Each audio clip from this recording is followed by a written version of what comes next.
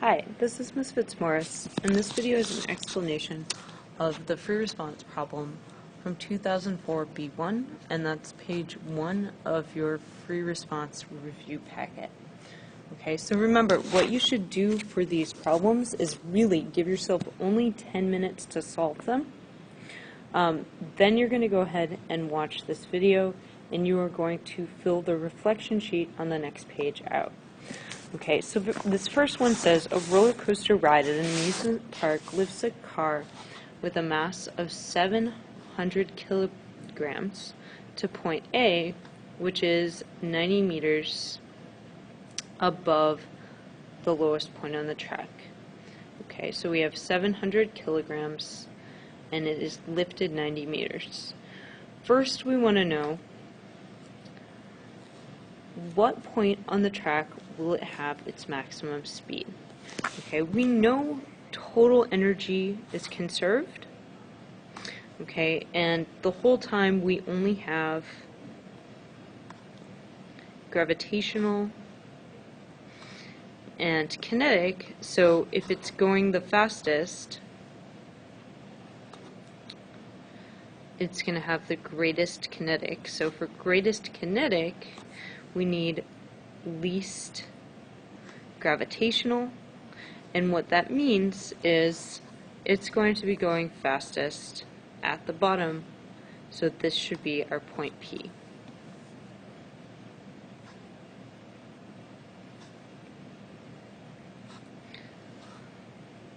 Okay, in part B, it wants you to find the speed VB of the car. Okay, so, that was part I of A. In II, it wants the speed of the car at point P, its maximum speed. Okay, so you use conservation of energy. Sigma E naught equals sigma E.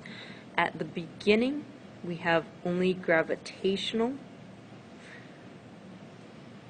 and at the end we have only kinetic, so we have UG naught equals K, mg H naught equals 1/2 mv squared. We can cancel our m's and solve for v, and we end up with v is equal to the square root of 2gh naught. Okay, if you didn't get that, take a minute to show yourself that algebra. Okay, we can plug in the numbers. We have v equals 2 times 10 times h naught, which is 90, and when you do out the calculation, you end up with 42.4 meters per second. Okay, in part B, it wants the speed at point B. Okay, so looking back, point B is up here. Now at point A, we have only gravitational potential energy. At point B, we have both gravitational and kinetic. Okay, so using conservation of energy, we have sigma E naught equals sigma E. And I'm going to say this is UG at A is equal to UG at B plus kinetic at B. Okay, and we're solving for the kinetic energy at point B, so we have mgHA is equal to mgHB plus 1/2 mvb squared. Okay, we can divide both sides by m and cancel out all of our m's, and we have g times HA, which is 10 times 90, is equal to 10 times HB, which is 50, plus 1/2 VB squared. Okay, we can subtract 500 from both sides because 10 times 50 is 500, and 900 minus 500 gives you 400 equals 1/2 VB squared. Multiply through by 2, and you have 800 is equal to VB squared. And when you take, and you end up with VB is equal to 28.3 meters per second. Alright, in part C, it wants you to first draw and label the forces acting on the car when it's upside down at point B. Okay, so the forces will be, of course, the force of gravity, and then also a normal force from the track. I'm going to draw the track in. And so that is our force body diagram, just FG and FN. So that was part I. II asks you to calculate the magnitude of these forces. Okay, so of course FG is just going to be equal to mg. So FG will be 700 times 10, which is equal to 7,000 newtons. For Fn, we need to use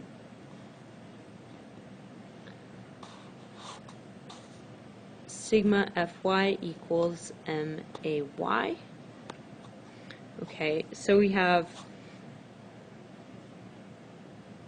minus Fg minus Fn equals m times, because this thing is going around in a circle, minus Vt squared over r.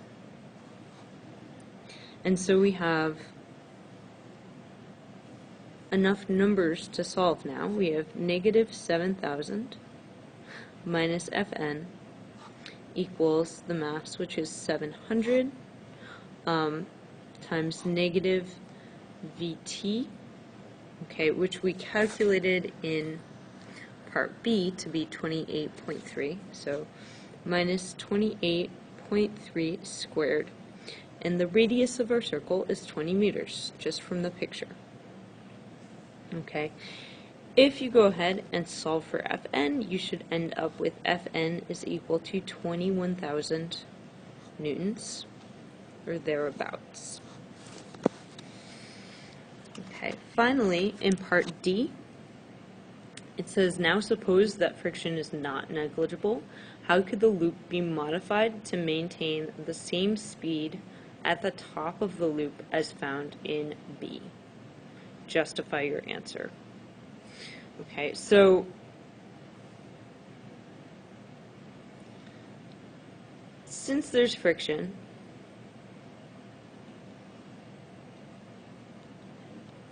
energy is not conserved, and you lose energy due to heat.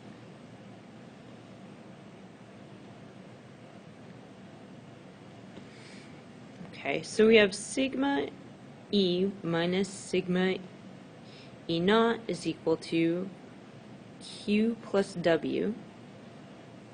Okay, there's no work, but heat is a negative number. It's always a negative number. Okay, and we want the same kinetic, or we want the same speed, so we want the same kinetic energy. Okay, so we have K, the final kinetic, plus the final UG, minus UG naught equals a negative number. Okay, if I solve for K, I get a negative number plus UG naught minus UG is equal to my kinetic energy. We want K to stay the same.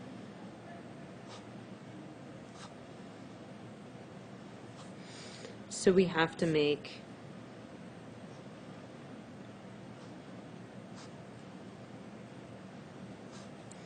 UG smaller.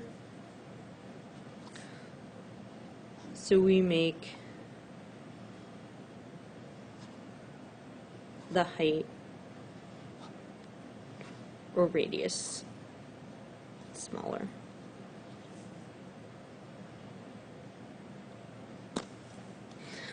Alright, so now we're going to go ahead and grade this. So starting from the beginning, You get 1 point if you correctly indicated that point P was the maximum speed. Okay, you got 1 point for mentioning conservation of energy or writing UG0 equals K, and you get 1 point for solving for 42.4. In part B, you get 1 point for solving the whole thing correctly. In part C, you get 1 point for FG, 1 point for FN, but if you drew any extra forces, you lose points. Okay, so 1 point off for each extra force, but if you have this force body diagram, 2 points for the force body diagram. You get 1 point for calculating FG, and you get 1 point for calculating Fn.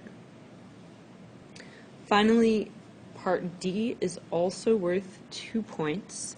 Okay, so if you said something along the lines of you lose energy due to heat, you get 1 point. And if you told me to make the height or radius smaller, you get an additional point. So there are 10 points total.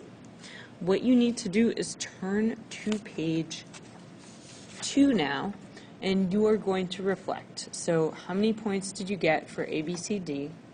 What was the total? If you didn't get full points, explain why, and then reflect on the rest.